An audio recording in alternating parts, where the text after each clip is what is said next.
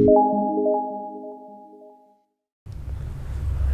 guys, selamat datang kembali di channel New Normal Saham, channel yang membahas pergerakan indeks harga saham gabungan dan menganalisis saham-saham pilihan.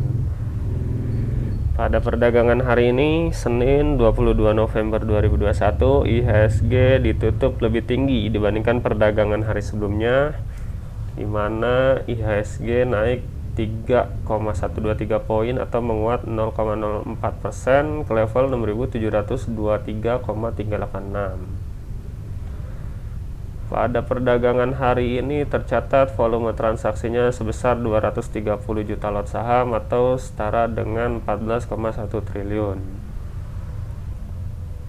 Dari sini terlihat bahwa volume dan value transaksi perdagangan pada hari ini ternyata lebih kecil dibandingkan volume dan value transaksi pada saat kenaikan IHSG di perdagangan hari sebelumnya atau pada Jumat tanggal 19 November lalu.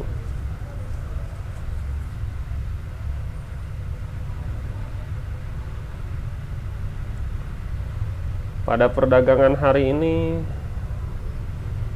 sektor-sektor ditutup bervariasi, ada naik, ada turun.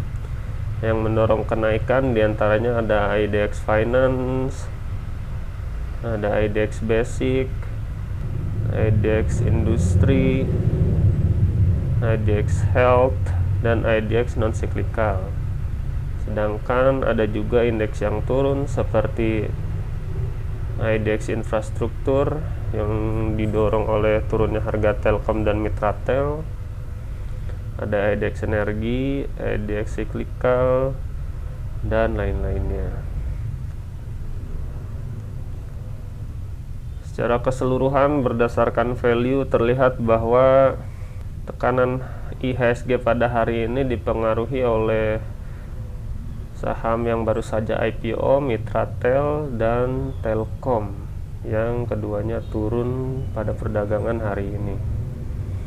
Meskipun demikian, ternyata IHSG masih mampu untuk menahan penurunan dan bahkan ditutup lebih tinggi dibandingkan dari perdagangan sebelumnya, karena ada saham-saham tertentu yang mendorong IHSG, khususnya perbankan. Untuk asing sendiri, berdasarkan data RTI, asing membukukan net sell. Net sell-nya sebesar 21,86 miliar, relatif kecil, di mana di pasar reguler asing membukukan net sell 28,17 miliar, sedangkan di pasar negosiasi dan tunai asing malah membukukan net buy 6,31 miliar. Untuk detailnya sendiri terlihat bahwa saham-saham yang diakumulasi asing top 3-nya perbankan, tapi di pasar nego ternyata ada Mitratel yang malah diakumulasi oleh asing. Setelah sebelumnya bisa dicek juga oleh teman-teman semua, Mitratel dijual asing di pasar reguler pada perdagangan hari ini. Nah, ini terlihat Mitratel dijual asing 296 miliar, diikuti oleh Telkom dan beberapa saham lainnya. Oke, kita lanjut ke chart IHSG. Dari sini terlihat memang benar IHSG ditutup lebih tinggi dibandingkan perdagangan hari sebelumnya. Namun ternyata candle yang dibuat hari ini doji dan relatif ditutup lebih turun dibandingkan harga pembukaannya. Lalu volume transaksi ditutup lebih rendah dibandingkan volume transaksinya pada kenaikan di hari perdagangan sebelumnya. Lalu terlihat di sini asing yang sedikit membukukan net sell. Ada RSI yang masih mengarah ke atas. Lalu ada MACD yang juga masih mengarah ke atas, terlihat dari histogram yang dibentuknya lebih kecil dibandingkan histogram pada perdagangan sebelumnya.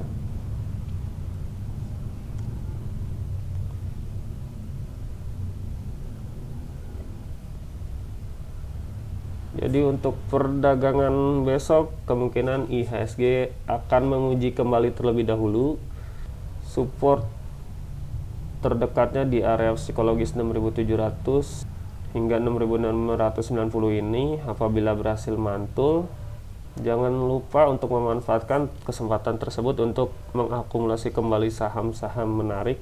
Dalam hal ini seharusnya saham-saham blue chip yang berpotensi naik di Desember nanti.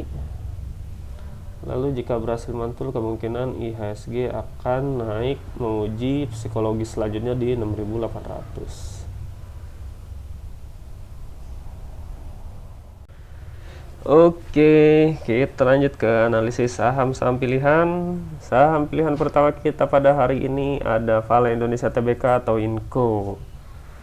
Vale ini termasuk ke dalam saham first liner, market cap-nya saat ini 48 triliun dan tergolong ke dalam saham syariah. Berdasarkan data RTI, kinerja Vale Indonesia Tbk atau INCO tercatat positif di kuartal 3 kemarin, dan tentu semuanya sudah terprice in di chart dari INCO-nya itu sendiri. Sekarang kita harus bisa memproyeksikan kira-kira bagaimana potensi kinerja keuangan INCO sampai kuartal 4 atau akhir tahun nanti. Ya tentu di tengah sentimen mobil listrik, tentunya INCO ini masih positif ya guys ya. Jadi harapannya masih akan tumbuh kinerjanya dan harusnya akan terefleksi di pergerakan harga sahamnya. Pada perdagangan hari ini INCO ditutup naik 30 poin atau menguat 0,61% ke harga 4.870. Pada perdagangan hari ini juga harga penutupannya ternyata lebih tinggi daripada harga rata-rata pembeliannya. Untuk transaksi sendiri tercatat bahwa banyak yang membelinya di harga kanan dibandingkan yang menjualnya di harga kiri. Lalu di sini terlihat asing membukukan net sell. Oke, kita lanjut ke pergerakan harga INCO. Kita mulai dari bandar detektornya terlebih dahulu. Untuk top 1 netral, top 3 small akumulasi, top 5 dan secara average netral. Dari chart terlihat bahwa ternyata pada perdagangan hari ini INCO dikerek naik pada akhir penutupan perdagangan hari ini. Volume transaksi terlihat ternyata lebih kecil dibandingkan volume transaksi pada hari sebelumnya. Lalu di sini bandar terlihat mulai akumulasi meskipun jumlahnya masih sedikit. Ada juga asing yang terlihat membukukan net sell. Lalu RSI yang masih mengarah ke atas, sejauh ini masih konvergen, dan jika ingin menguji kekonvergenannya lebih lanjut harus bisa membreakout downtrend channel RSI-nya ini. Lalu RSI yang terlihat sudah terjadi golden cross, terlihat dari histogram berwarna hijau yang telah terbentuk. Lalu bagaimana trading plan untuk INCO? Jadi sebelumnya kita sudah pernah menganalisis saham ini, namun ternyata INCO menembus level stop loss yang kita rencanakan, namun ternyata INCO malah langsung berbalik arah setelah menembus resisten yang sudah kita rencanakan. Dan di sini ternyata terjadi false breakout, dan perlu menjadi tambahan untuk kita semua. Ternyata di sini ada level support.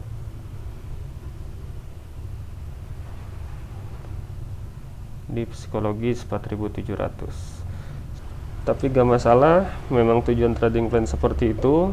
Jika kita disiplin dengan trading plan, maka untung yang akan kita peroleh maksimal dan kerugian yang akan kita peroleh minimal. Oke, kita buat trading plan baru untuk INCO. Area beli ada di sekitar support ini 4.760 hingga harga penutupannya saat ini di 4.870. Dengan mengasumsikan kita membelinya di 4.870, maka risk and reward ratio yang kita punya adalah sebagai berikut. sebenarnya masih sama seperti yang pernah kita buat sebelumnya, namun di sini yang berbeda adalah entry price-nya saja. Target take profit bisa sampai 5.200, level stop loss masih sama di 4.760 ya. Maka risk and reward ratio yang kita punya adalah 1:3, sangat menarik dengan potensi keuntungan sampai 6,78%. Cut loss apabila Inco ditutup di bawah harga 4.760 dan target take profit terdekat ada di 5.200, di mana level 5.200 ini merupakan level resisten yang masih belum bisa ditembus Inco sejauh ini. Tapi apabila level 5.200 ini tertembus, maka Inco masih akan bisa melanjutkan kenaikan bahkan hingga levelnya di 5.500 ini. Tapi tentu ada dua resisten lebih dulu yang harus Inco lewati. Pertama di 4.940 dan yang kedua di 5.100. Inco akan menarik ketika dia sudah membreakout 4.940 ini. Karena 4.940 ini akan menjadi support baru Inco apabila level ini bisa ditembus. Oh ya, sebelumnya kita cek dulu harga komoditasnya. Sejauh ini komoditasnya masih bergerak positif, masih naik, terlihat dari terbentuknya lower high, dan seharusnya sentimen nikel untuk bahan dasar pembuatan baterai buat mobil listrik ini masih akan sangat baik prospeknya ke depan. Jadi masih layak untuk mencermati saham Inco ini. Disclaimer on ya guys. Saham selanjutnya yang akan kita analisis dari IDX Finance sektor perbankan yaitu Bank Negara Indonesia Persero Tbk atau BPNI. BPNI ini termasuk ke dalam saham blue chip, market cap-nya saat ini 132 triliun dan tidak tergolong ke dalam saham syariah.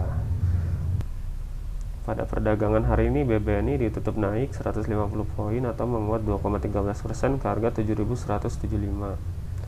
Harga penutupan hari ini ternyata lebih tinggi daripada rata-rata harga pembeliannya.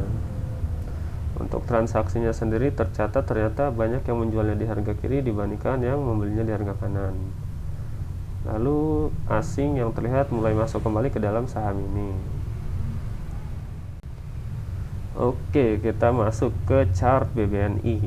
Untuk bandar detektor, top satunya distribusi, top 3, top 5, dan secara average-nya small akumulasi. Dari chart terlihat bahwa candle yang dibentuk hari ini cukup solid. Kenaikannya hari ini ditunjang oleh kenaikan volume. Lalu ada bandar yang terlihat mulai masuk kembali ke dalam saham ini. Namun di sini asing dari volumenya tercatat membukukan net sell. Ada RSI yang masih mengarah ke atas, sejauh ini masih konvergen. Lalu ada juga MACD yang mulai berbalik arah. Terlihat dari histogram yang dibentuknya juga semakin menipis. Lalu bagaimana trading plan untuk BBNI?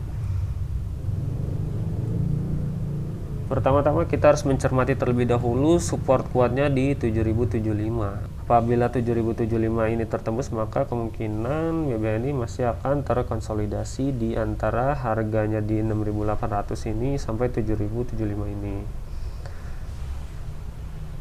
Dengan mengasumsikan kita membelinya di sekitar harga 75 hingga 7.175 atau harganya saat ini, kita akan coba cek risk and reward ratio untuk BBNI.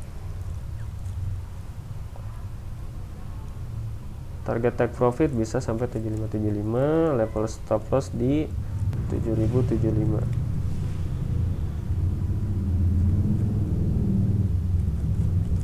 Maka risk and reward ratio yang kita punya adalah 1:4. Sangat menarik. Nah, untuk level cut loss sebenarnya bisa disesuaikan tergantung dari seberapa lama kalian ingin menghold saham ini.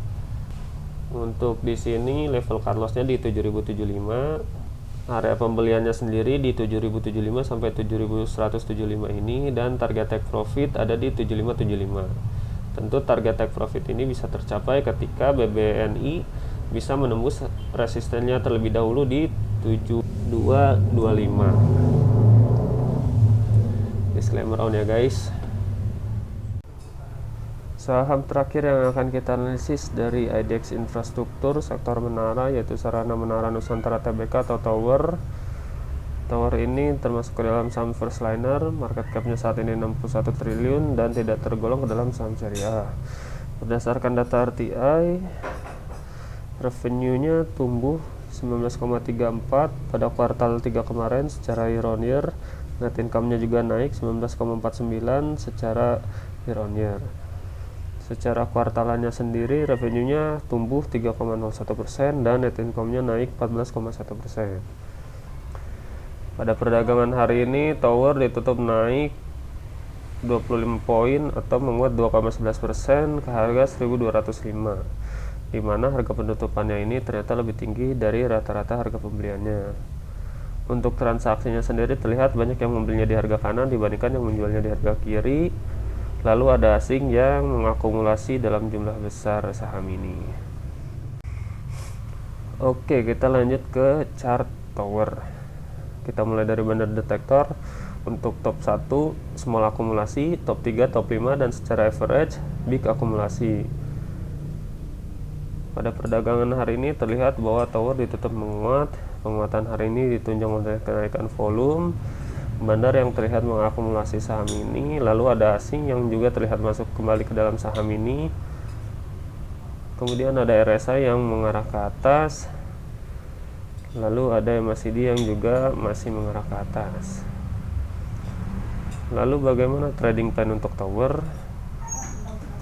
Saat ini Tower tertahan di resisten terdekatnya di 1205. Jadi kemungkinan besok masih akan terjadi pullback.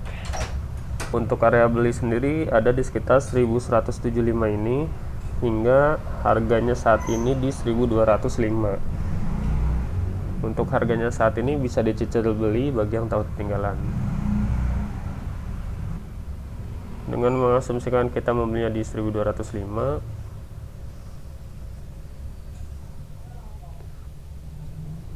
level take profit di 1250 dan level stop loss di 1175. Maka risk and reward ratio yang kita punya adalah 1:1,5. Cut loss apabila saham ini ditutup di bawah harga 1175 dan target take profit terdekat di 1250. Apabila level 1250 ini tertembus, maka ini akan menjadi area baru bagi Tower dan tentu diharapkan akan adanya kenaikan selanjutnya bahkan hingga harganya di 1310 ini. Disclaimer on ya guys.